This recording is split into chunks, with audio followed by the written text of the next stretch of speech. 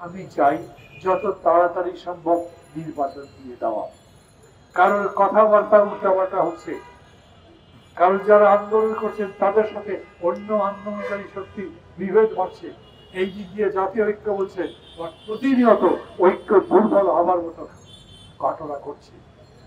দেশে জিনিসপত্রের দাম বাড়ছে, কোনো বিনিয়োগ হচ্ছে না, মানুষের চাকরি হচ্ছে না।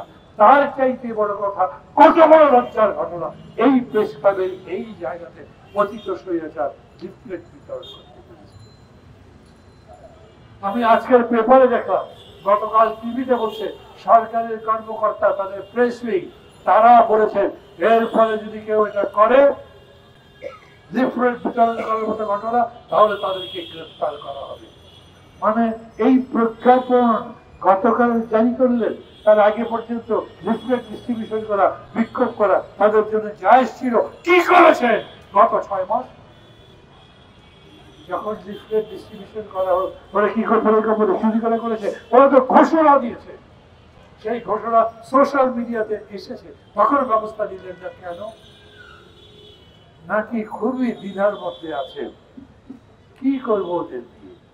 ইনক্লুসিভ পলিটিক্স করবে, অন্তর্ভুক্তি রাজনীতি করবে, তাদেরকেও নিয়ে রাজনীতি করতে চান।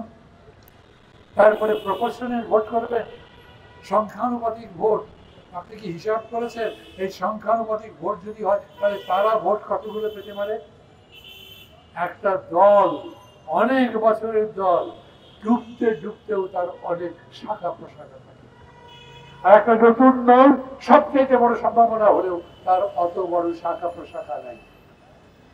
অতএব ভাবতে হবে, যদি এশিয়ার নয় শুধু ইউরোপের দেশগুলো পর্যন্ত মানবতা বিরোধী অপরাধের কারণে রাজনৈতিক দলগুলোকে নিষিদ্ধ করে থাকতে পারে, এখন পর্যন্ত সেই সমস্ত দল মাথা চাড়া দিয়ে উঠতে পারে।